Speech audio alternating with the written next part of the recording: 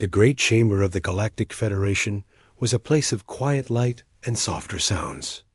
It was designed to soothe, to encourage calm deliberation among beings from 100 different stars. Today, the light seemed to dim, and the air itself felt heavy.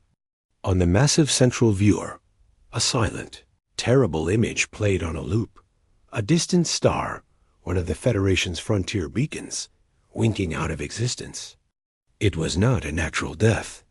It was consumption. Ambassador Ilaria of the Valerie stood at the speaking platform. She was older than the language she used, her form draped in simple gray cloth, her large, dark eyes holding the weight of millennia. The council members, a collection of advanced, elegant species, waited. The Valerie rarely spoke in open session. Their words were always worth hearing. The devourer swarm has passed the rimward fringe. Ilaria's voice was a whisper that somehow filled the vast room. It moves with a purpose we have seen before, a purpose of absolute hunger. A low murmur moved through the assembly. The Gravax ambassador, a being of dense muscle and metallic carapace, shifted impatiently. Then we muster the fleet. The Keelian star lances and our own battle spheres will shred this swarm. We have faced cosmic threats before. You have not faced this, Ilaria said, her gaze resting on the Gravax. There was no fear in it, only a profound and weary sadness. Your weapons are light and fury. The swarm consumes light. It feeds on fury. The Keelian's crystalline logic will be a feast for its mind. This caused a stir.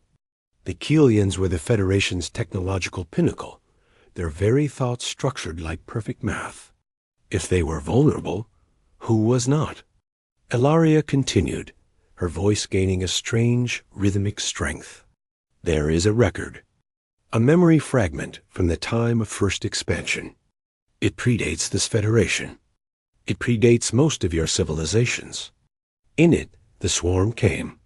It scoured the Orion Arm. It consumed the architects of Lyra, the dreamers of Fela. It was unstoppable. Until it was stopped. She paused, letting the silence build. It was stopped by a species that did not match its power with greater power. It was stopped by a species that was different. A species whose strength was not in their shields or their weapons, but in something the swarm could not digest. They faced the tendrils of the devourer on a barren world with no hope of rescue. And they did not die. They fought, and the swarm recoiled. The council was captivated now. The military commander, Torque of the Borland, a broad-shouldered strategist with eyes like blue ice, leaned forward. What species? Where are they? Their technology must be studied at once. Ilaria's eyes finally moved from the viewer to a small, secondary podium at the very edge of the chamber. They sit among us. They have sat among us for 5 of your standard cycles. Every eye, every sensor, every psychic focus in the chamber swung to the human delegation. There were 2 of them. Kim Jun, a man with a calm, watchful face, dressed in the simple blue uniform of the Earth Diplomatic Corps. Beside him was Li Yuna, her expression one of intense concentration, her fingers resting lightly on a data slate, a wave of disbelief. Then quiet laughter rippled through the assembly. The humans were the newest members. Their ships were slow. Their weapons were primitive projectile and rudimentary laser systems. They were known for their curious minds and their oddly robust biology, but also for their fragility. They needed specific atmospheres, specific gravities, specific foods. They were not warriors. They were passengers. Torque's laugh was a sharp bark. The humans? You suggest we hand our defense to the makers of chemical propulsion toys and fission reactors? Ambassador, with respect, your age is clouding your memory. Ilaria did not flinch. My memory is clear. It is your perception that is clouded. You see their tools and think you see their totality. You do not. The records do not speak of their ships. They speak of them, of creatures who could bleed from 100 wounds and still advance, who could see their world burning and not surrender. The swarm understands technology. It does not understand a will that thrives in the absolute absence of hope. Kim Jun stood. The murmuring died down. His voice was steady, polite. Ambassador Ilaria, the United Earth government has no record of such an event. Our history, while turbulent, shows no evidence of an extrasolar conflict of this scale. That is because you look in the wrong places, Ilaria replied, her tone almost gentle. You look for triumphal monuments in stone and metal. You will not find them. Look instead to your oldest stories, to the tales you tell in the dark, to the monsters in your legends, and the ones who fought them with stone and fire. The truth is there, buried under the metaphor of time. Lee Yuna's head snapped up. Her eyes met Ilaria's for a brief moment, and something silent passed between them, a scholar recognizing a source. Torque slammed a heavy fist on his console. Enough! We are discussing the survival of civilizations, not debating folklore. The Valeri offer us myths. We need ships. We need the Keelian fleet at the forefront, with Gravak's shock troops and Borland tactical command. The human delegation? He glanced at them, dismissing them with a look. Will be assigned to a civilian evacuation committee, where they can be of use. The council quickly agreed. Relief was palpable. It was easier to trust in known strength, in fleets and lasers, than in the mysterious words of an elder about a seemingly weak species. The proposal was formalized. The grand, unified fleet would gather. Ilaria's warning was formally noted in the proceedings a historical curiosity. Not a strategic directive. As the session adjourned, Yuna quickly moved to intercept Ilaria. But the Valeri was already gliding towards a private exit, surrounded by her silent attendants. She did not look back.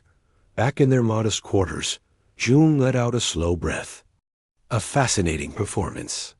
It wasn't a performance, Yuna said, her voice tight with excitement. She called up data on the wall screen. She's right. We don't have official records. But we have patterns, anomalies, archaeological digs on Mars that show unexplained isotopic decay in a localized layer, as if from a massive non-nuclear energy discharge, dated to roughly the period she mentioned. Fragmented pre-glacial cave paintings on Earth, depicting battles with things that don't look like any earthly animal. We always explained it away as primitive imagination, natural disasters. June watched the scrolling data. So you believe her? That our ancestors, with spears and maybe early steel, fought off a galaxy-eating swarm? I believe she believes it. And the Valeri don't lie. They misremember, they abstract, but they don't invent. Yuna turned to him, her eyes gleaming. What if it's not about the spears, June? What if it's about the hand holding the spear? What if she's trying to tell us that what we consider our weaknesses, our emotions, our chaos, our stubbornness, are the one thing that thing out there? She pointed at the screen, showing the vanished star. Can't handle? June's communicator chimed. A priority message from Earth Central Command. The text was brief, a product of their new, cautious existence in a galaxy of giants. Acknowledge Ilaria's testimony. Do not advocate. Observe only. Your primary mission is to monitor and learn the Federation's capabilities against the swarm. Ensure human interests are positioned favorably post-conflict. He showed the message to Yuna. She read it and sighed, the excitement fading into frustration. They don't see it either. They just see politics. They see survival, June corrected softly. The survival of a species that is, by every measurable metric, outclassed. We play the role we are given. The helpful, fragile newcomers. But what if the role is wrong? Yuna insisted. What if we're not the fragile ones? Outside their window, the majesty of the Federation starbase sprawled against the stars, a monument to peaceful, unified power. Inside the room, a seed of a terrifying ancient truth had been planted. It had been dismissed by the Council, ignored by their own superiors, and lay now in the quiet between two humans, a truth waiting for the dark to return so it could be proven. The Galactic Federation's Grand Fleet was a sight to inspire songs. At the edge of the Helios sector, it hung in the void, a tapestry of light and formidable might. The Keelian command ships, crystalline structures that glimmered like frozen rainbows, formed the strategic core.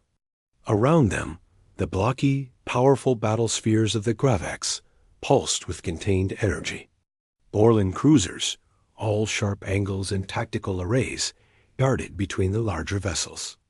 Every being in the Federation watched the live feeds, hearts filled with a fearful hope. This was their best, their strongest. The Devourer swarm did not arrive with a flash of light or a roar of vengeance. It arrived as a stain. The star field at the edge of the sensor range simply darkened. Then it began to move, a wave of perfect blackness that swallowed the light of distant suns as it came. It was silent.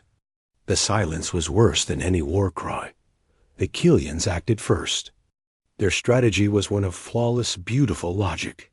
From their crystalline ships, lances of coherent starfire shot forth, beams of energy that could crack a planet's crust. The beams struck the leading edge of the swarm. For a moment, light triumphed. A section of the blackness flared, burned white, and dissolved. A cheer went up across 1,000 Federation worlds. It died in their throats a second later. The swarm did not slow. Where the beams had struck, the blackness simply flowed back together. As it did, the Keelian analysts reported something impossible. The swarm's energy signature had shifted ever so slightly. The next volley of star lances was 10% less effective. The swarm was learning. It was adapting to the light itself. Switched to gravitational shear. The Keelian commander sent, its thoughts calm but urgent. The Gravax vessels powered their primary weapons. Massive projectors created fields of twisting, snapping gravity that could tear metal into dust. The space around the swarm's front warped and screamed. Ships of any normal construction would have been shredded. The swarm flowed through it. It was like trying to cut smoke with a knife. The gravitational tides seemed to inconvenience it, to slow its advance by a fraction, but nothing more. And as it moved through the distorted space, its own signature changed again. It was adapting to that too. Then the swarm reached the fleet. It did not attack like a navy. It enveloped. Tendrils of pure shadow, colder than the void, lashed out. They touched a Keelian command ship. The beautiful crystal did not shatter. It dimmed. Its brilliant light faded, section by section, as if something was drinking it dry. Within minutes, the ship was a dull, gray husk, drifting powerless. The psychic screams of the dying Keelians, a species of pure thought, flooded the communication channels before going silent forever. Panic, a concept new to many of the species present, began to spread. The Gravax, to their credit, did not panic. They raged. Their battle spheres opened fire with every kinetic and plasma weapon they had. They launched boarding pods, a tactic of utter bravery, to fight the enemy inside its own space. The pods attached to the larger masses of the swarm. The live feeds from the Gravax warriors showed a nightmare. They were not in a ship. They were in a place of shifting, fleshy darkness and impossible geometries. The air, what there was of it, was acidic. Their weapons did damage, tearing wet, black tissue. But for every wound they caused, the swarm seemed to learn their fighting style, their rhythm. The Gravax fought with disciplined, ferocious patterns. The swarm began to anticipate them. Then it began to broadcast back at them. It wasn't sound. It was raw, amplified fear, the primal terror of being consumed. The fearless Gravax warriors broke. Their legendary discipline shattered under a psychic assault that mirrored their deepest, most ancient instincts. The boarding feeds showed them turning their weapons on each other, or simply freezing catatonic before being absorbed by the creeping dark. The Federation's line collapsed. It was not a battle. It was an erasure. Within hours, the proud fleet was gone. The Keelian light was extinguished. A Gravax fury was silenced. The swarm moved on, slower now, but undeterred, towards the next populated system. On the Federation starbase, chaos had replaced order. The council chamber was no longer a place of calm debate. It was a cacophony of alarm and despair. Ambassador Torque's blue-eyed eyes were wide with shock. His strategies, the product of a lifetime of study, meant nothing. In a quiet archival library far from the panic, Lee Yuna scrolled through data. Her hands were trembling. She had watched the destruction. She had seen the logic and the bravery fail. Ilaria's words echoed in her mind. Your weapons are light and fury. The swarm consumes light. It feeds on fury. She was searching for the fragment, the proof. The public databases had nothing. She accessed deeper, older archives using codes she wasn't sure were legal. She was looking for Velari anthropological files, pre-Federation contact reports. And then she found it. A data crypt marked with a simple Valerie symbol for unassimilated memory. She opened it. It was not a detailed report. It was a sensory memory, jarring and raw. She saw a rocky, airless world under a sickly green sun. And she saw a figure. It was humanoid, clad in a suit of crude welded metal plates technology centuries behind even Earth's first moon landing. The suit was breached in 3 places. Black, frozen blood coated the metal. This human was dying. Before it stood a swarm probe, a smaller version of the darkness that had just destroyed the fleet. It shifted, trying to find a pattern in its prey, to understand it, to feed on its fear or its logic. The human had a weapon, a broken piece of the ship's spar, sharpened to a point. The probe attacked. The human did not fight with grace. It fought like an animal. It screamed soundlessly into the vacuum, a raw expression of rage and pain.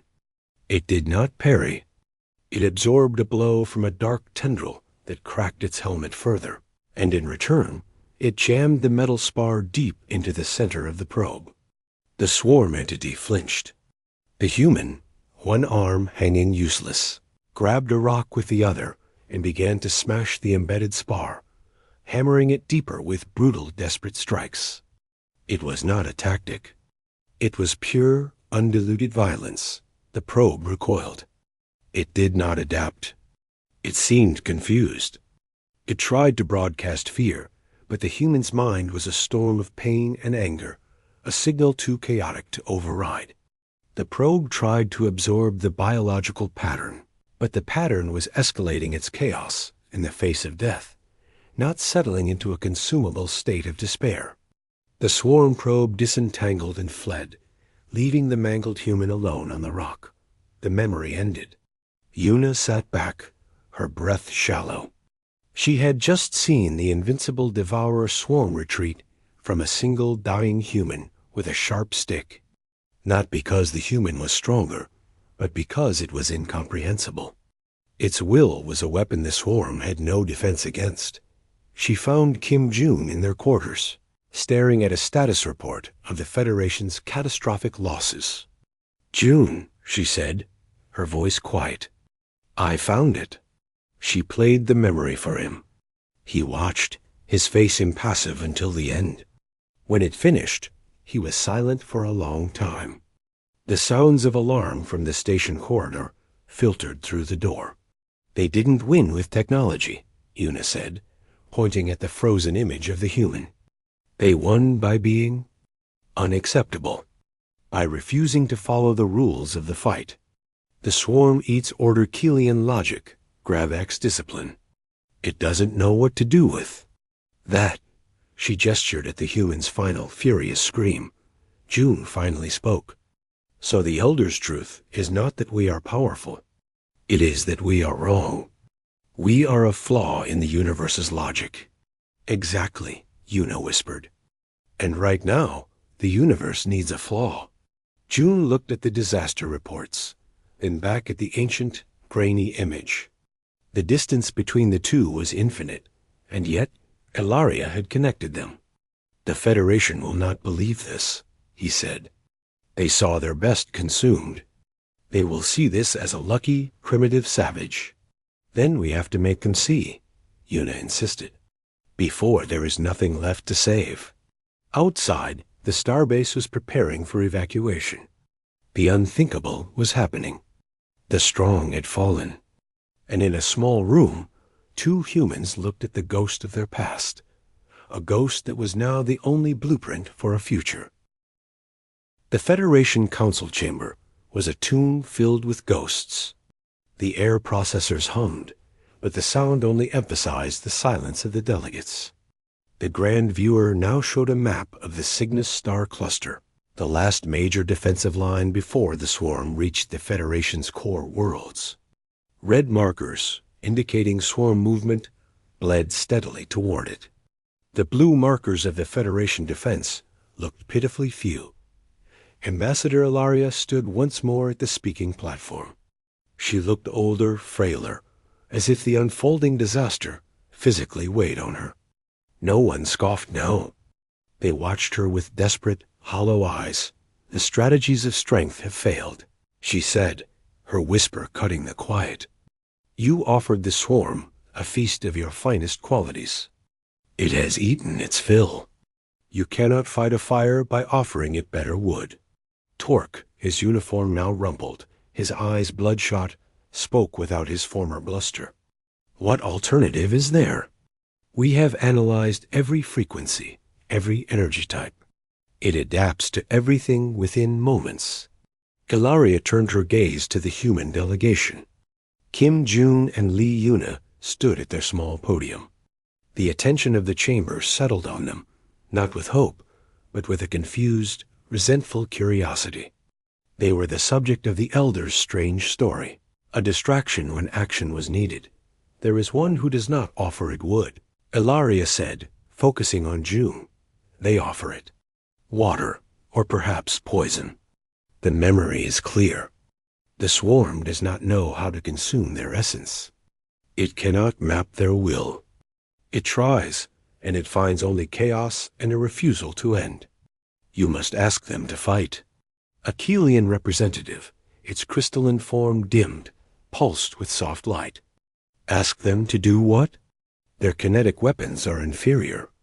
Their energy output is negligible. 1 ship or 100 will make no difference. This is a waste of final moments. June felt the pressure of every stare. He had his orders from Earth. Observe, position. But Earth was now part of the target list. He took a breath, stepping slightly forward. Ambassador Ilaria honors us, he began, choosing his words with the care of a man walking on glass. But we possess no secret weapon. Our history, as you say, may contain anomalies. We have no active capability based on them. Ilaria shook her head slowly. You misunderstand. We do not ask for your weapons. We ask for you, for your people, to stand in the path of the devourer and be what you are. The council erupted in a clamor of confusion and despair.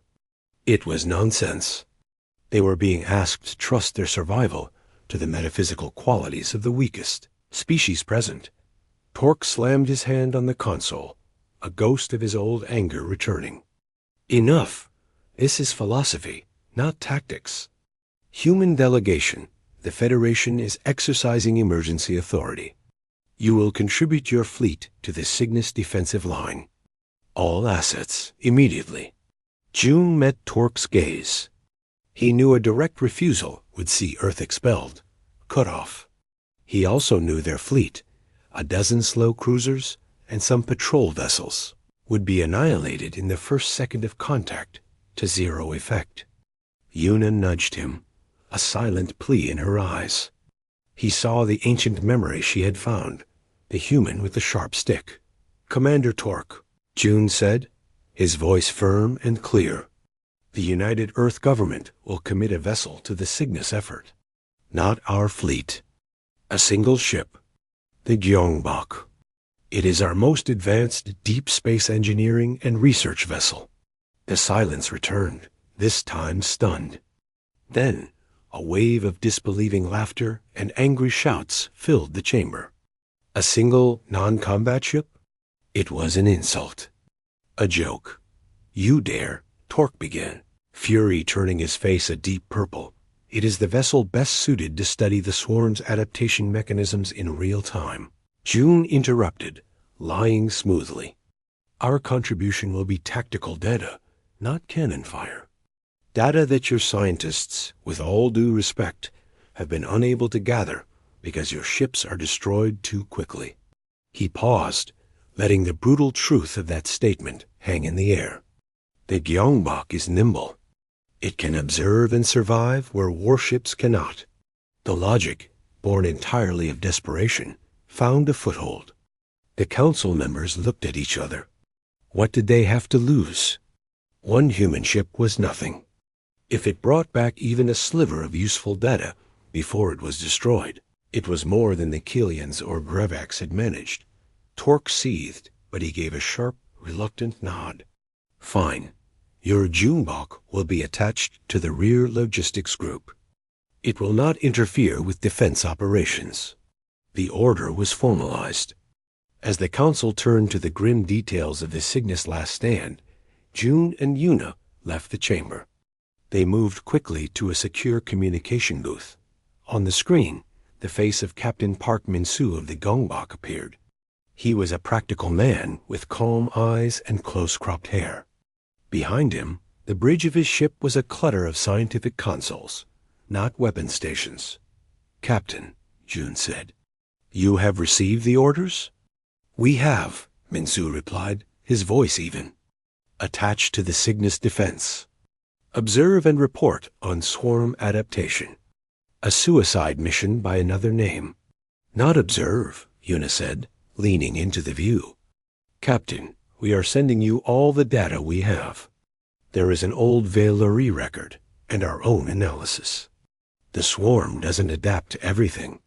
It fails to adapt to irrational signals, to chaotic, emotional, contradictory noise. It's a biological entity that consumes patterns. You need to broadcast the opposite of a pattern." Min-soo frowned. "Broadcast? You want us to transmit at it?" "We want you to confuse it," June said. "To be a signal, it cannot parse. Your mission is to get close and be human, in every sense the data suggests. Be unpredictable. Be illogical. Be emotionally raw. It's the one thing that has made it retreat before." On the bridge of the Gongbok, Chief Engineer Choi Hae-jin had been listening. She was young, with sharp eyes that missed nothing. She called up the data packet as it streamed in. Graphs of swarm energy absorption appeared next to files of ancient human audio broadcasts. "Captain," Hae-jin said, her voice rising with excitement, "they might be right. Look at this. The swarm's neural frequency absorption dips sharply when confronted with random, high-amplitude electromagnetic noise. It's like it gets overloaded. It can't process it into food." She pulled up another file. "And these old human neural scans from high-stress or high-creativity states, they show a similar chaotic signature. The swarm has no biological defense against this. It expects fear or order. It doesn't expect a screaming rock song or a laughing child." Min-soo looked from his engineer to the faces of his ambassadors on the screen. The plan was insane. It was not a military tactic. It was a psychological trick played on a cosmic horror. You are asking me to take my ship and my crew into the heart of the greatest threat the galaxy has ever known, Min-Su said slowly.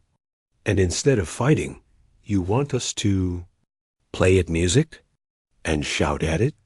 Yes, June and Yuna said in unison. A long silence followed. Min-Su looked around his bridge at his crew. He saw the uncertainty, but also the resolve. They were all dead if the swarm won anyway. He nodded once, a sharp, decisive motion. We will prepare a broadcast package, Min-Su said. Haijin, gather everything. Every genre of music from our archives. Historical speeches, sounds of storms, animals, cities, factories. Mix it with random data bursts and neural patterns from medical files. Create the most confusing, chaotic, and human signal you can. He turned back to the screen. We will go to Cygnus. But we will not hide with the logistics group. We will take the Gongbok to the edge of the engagement zone.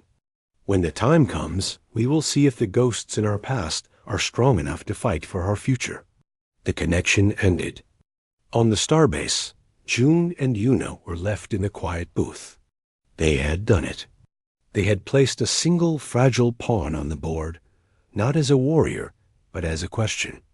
The question was simple and terrifying. Was humanity's true nature a weapon? In a few days, they would have their answer. The space around the Cygnus cluster was a graveyard under construction. The remains of Killian crystal frigates floated like shattered glass. The husks of Gravak's battle spheres, their armor cracked and cold, drifted in silent, slow motion. The Federation's last line was a ragged collection of Borland cruisers and a few surviving ships from other species, all pulled back into a tight, desperate formation. They faced the approaching dark. The swarm came on, a wall of silent, hungry night that had already feasted on the galaxy's best. On the bridge of the Gongbok, Captain Park Min-Su watched the tactical display. His ship was a small, stubborn dot of green light, holding position just outside the main fleet formation. The Borland commander had ordered them back 3 times. Min-Su had acknowledged the orders and not moved. His ship was not under Borland command. He had replied with careful politeness. They were on a research mission. Broadcast package is ready, Captain, Engineer Choi Haijin said from her station. Her fingers danced over the controls. I've compiled the noise. She still wasn't sure what to call it. The file contained everything from the screeching guitars of 20th century rock to the complex rhythms of ancient drumming, from the roar of old atmospheric engines to the serene notes of a single piano. Layered beneath it were randomized data bursts and the recorded neurological chaos of human emotional extremes, the focused rage of a boxer, the wild joy of a crowd, the profound grief of a funeral lament. Open a channel to the fleet, Min-Su said. All frequencies. And broadcast directly on the swarm's primary absorption bands. Channel open. Min-Su took a breath. This was it. Either they would be a footnote in the Federation's final report, or something else entirely. Federation vessels, this is Captain Park Min-Su of the Earthship Gyeongbok. We are initiating a tactical information broadcast. You may experience signal interference. Do not be alarmed. He nodded to Haijin. She pressed a final P-dot silence, filled the bridge for a heartbeat. Then, the swarm seemed to flinch. It was subtle at first. The leading edge of the advancing darkness, which had been smooth and purposeful, developed a ripple. A shudder. On the sensor screens, Haijin watched the swarm's complex energy signature, a thing of beautiful, terrible order, begin to scramble. The chaotic, roaring, singing, screaming mass of humanity's sonic history was flooding into its perception. It was like pouring sand into a perfect machine. It's working. Haijin called out, her voice tight with disbelief. Its internal coordination signals are degrading. It's slowing down. On the flagship, Commander Torque stared at his own screens.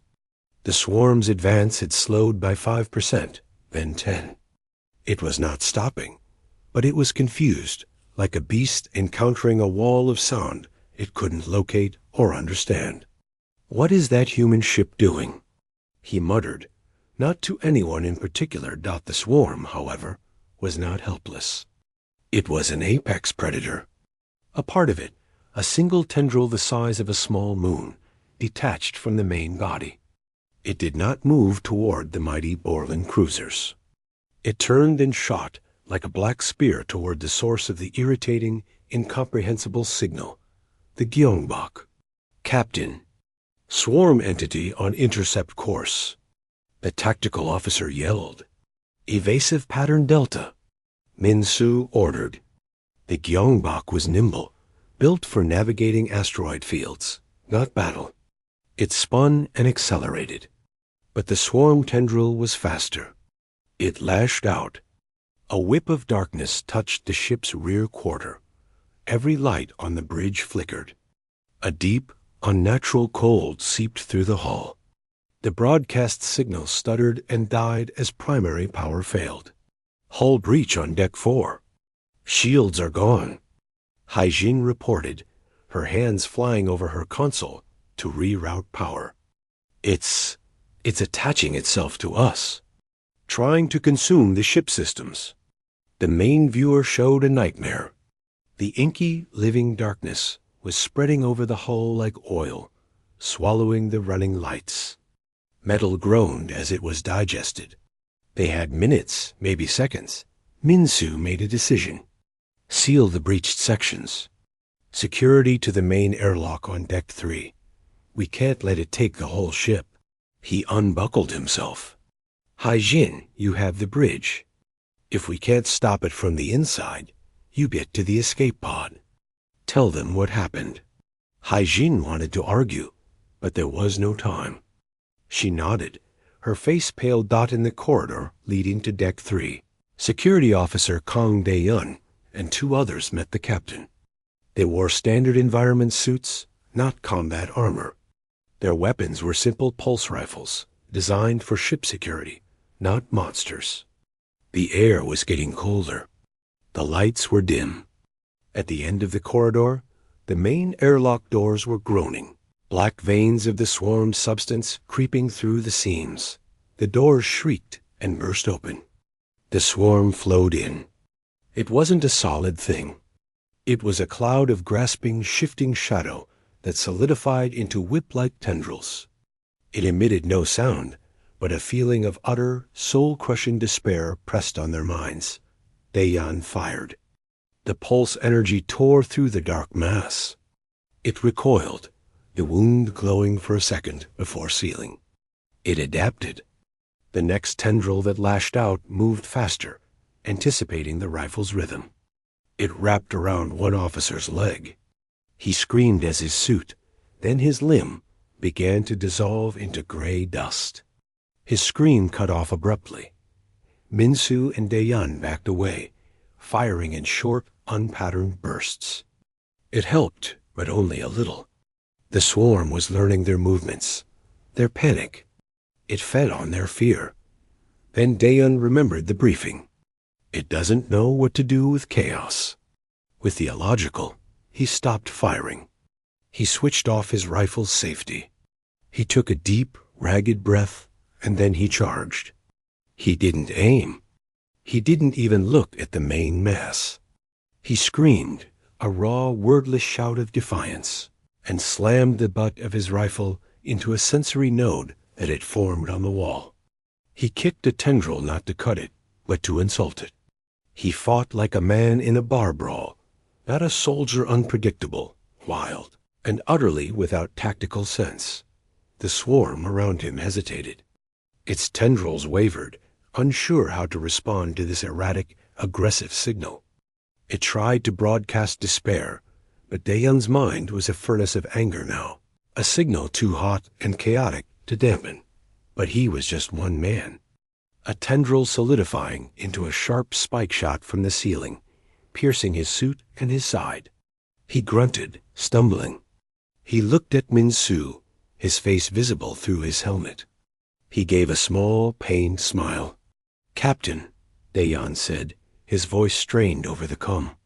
"Tell my brother. Make it a good story." Before Min-Su could respond, Daeyeon reached down to his suit's power core. It was a small fusion cell. He ripped open the safety casing and slammed the manual overload button. A high-pitched whine filled the corridor. "Get back!" Min-Su yelled, throwing himself around a corner. The swarm entity, sensing a massive energy release, converged on Daeyeon, trying to absorb it. To consume the pattern of the explosion dot, it was the last mistake it would ever make. A fusion core overload was not a neat patterned energy weapon. It was raw, uncontrolled plasma.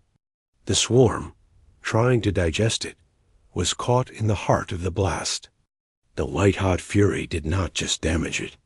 It annihilated it. The dark mass didn't retreat or reform. It vaporized, turned to harmless gas and scattering particles. The creeping tendrils throughout the deck shriveled and died, severed from the hole. The cold lifted. The groaning of the hull stopped. On the bridge, Haijin saw the swarm signature on their hull vanish from her screens. Not diminish, vanish. "Captain?" "Daeyeon?" "Report." Min-Su's voice came back, hoarse with shock and grief. The breach is clear. The swarm entity is destroyed. Kang Daeyeon is gone." In the silence that followed on the bridge, the greater silence of the battlefield pressed in. Haijin looked at the main viewer. The massive swarm tendril that had attacked them was gone, and the main body of the swarm had stopped.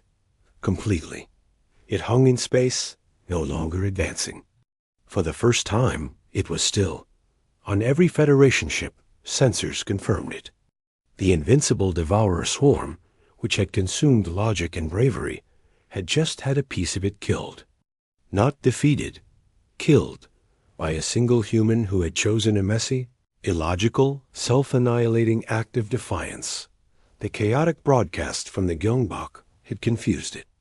But the act of Kang Daeyeon had done something else. It had proven the swarm could die.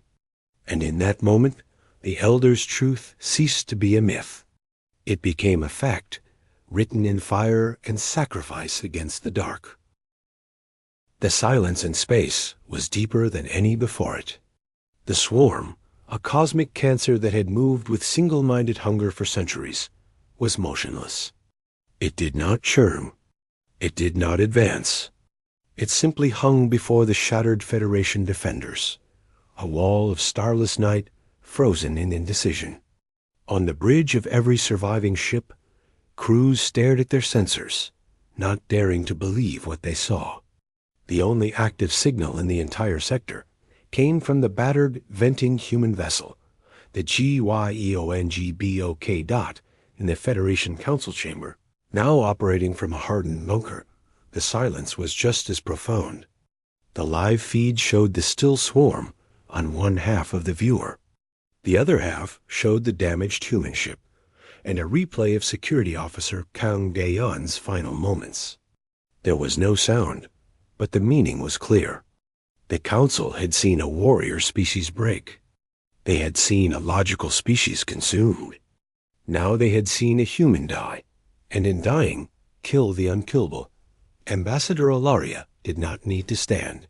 Her voice, when it came over the secure channel, was the only sound they could tolerate. It was not triumphant. It was exhausted and final. "You see now," she said, the words dropping like stones into a still pool. "You have witnessed the evidence your science demanded. The swarm does not fear strength. It is strength. It consumes order.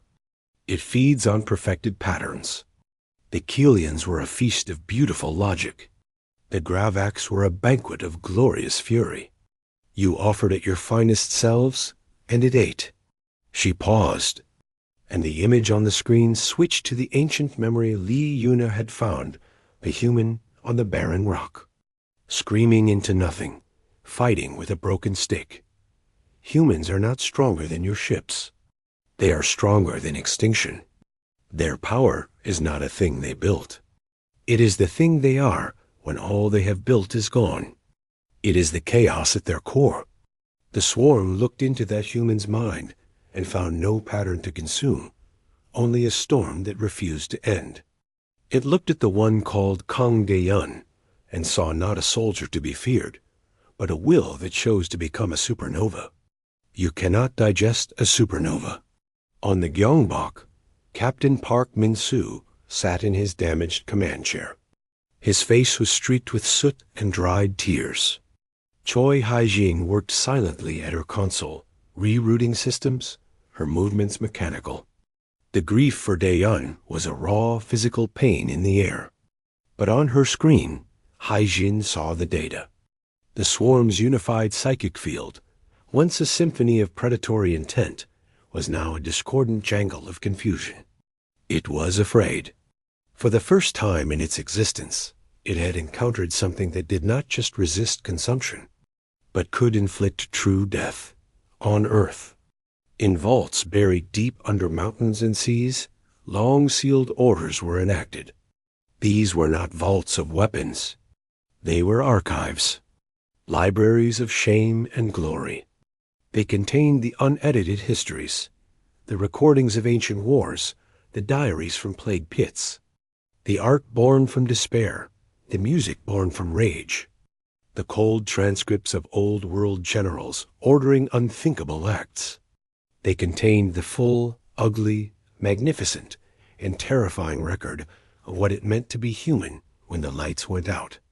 A data stream, a curated echo of the Gyeongbok's broadcast, but 1,000 times richer and more profound, was prepared.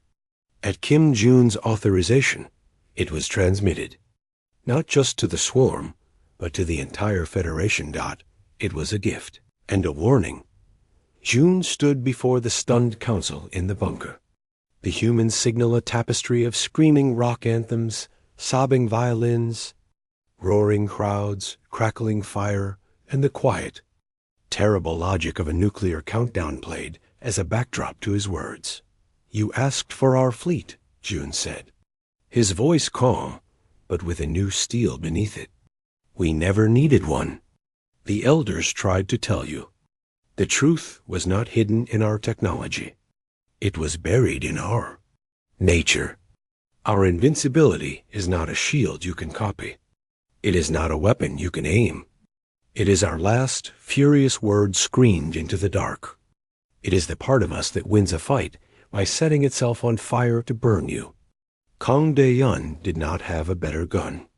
He had a better ending. He looked around the room, meeting the eyes of Torque, of the surviving Killian, of all of them. "You wanted us to be like you. We cannot be. And now you understand why you need us not to be." In the silence that followed, the swarm moved, but not forward. The vast, dark mass began to churn in on itself. Then slowly, it started to recede. It was not a tactical retreat. It was a wholesale withdrawal, pulling back from the Cygnus cluster, from the territories it had consumed. It was leaving. The incomprehensible had proven itself to be toxic. The food that could fight back was no longer food. The relief that washed through the Federation was instant and immense. But it was followed by a deep, unsettling awe. They were not saved by a greater power. They were saved by a profound otherness. They looked at the humans now not as fragile newcomers, but as one might look at a contained wildfire necessary, powerful and deeply dangerous. On the Gyeongbok, Hae-jin watched the swarm's retreat on her screen. "It's over," she whispered. Min-soo shook his head slowly, looking at the stars where the darkness was fading. "No," he said softly. "It's just different now." In the days that followed, the galaxy changed. The Federation rebuilt, but the hierarchy was gone. Humans did not take a seat at the high table. They were given a different space, a quiet chamber, soundproofed, where their ambassadors could be consulted. The other species treated them with a new, careful respect, laced with something like fear. They had seen the ghost in the machine, and the ghost had teeth. Lee Yuna and Kim Jun stood on an observation deck of the rebuilt starbase, watching ships move against the tapestry of stars. The fear was gone. The swarm was gone. But a quiet had settled between their people and the rest of the galaxy. They believe the elders now, Yuna said, her voice quiet. They believe the data, June corrected. They believe what they saw Daeyeon do. They don't understand it. They just know it works. He turned to her. Our report to Earth is ready. What do we call it? Yuna thought for a moment, looking out at the peaceful, orderly traffic of 100 alien species, going about their business in a universe they now knew contained monsters. And something worse than monsters. Something that could make monsters leave. She thought of the ancient human on the rock, of Daeyeon's smile, of the silent, retreating dark. Just this, she said. They believe us now. And as they looked at the stars, they knew it was true. It was not the belief they had once hoped for. It was not camaraderie or fellowship. It was the belief a sailor has in the storm, a traveler has in the cliff's edge, a survivor has in the fire that keeps the beasts away. It was a solemn, universal acknowledgement. The galaxy had learned the truth. Humans were not the strongest species. They were the final one, and in a universe full of sensible, consumable things that made all the difference.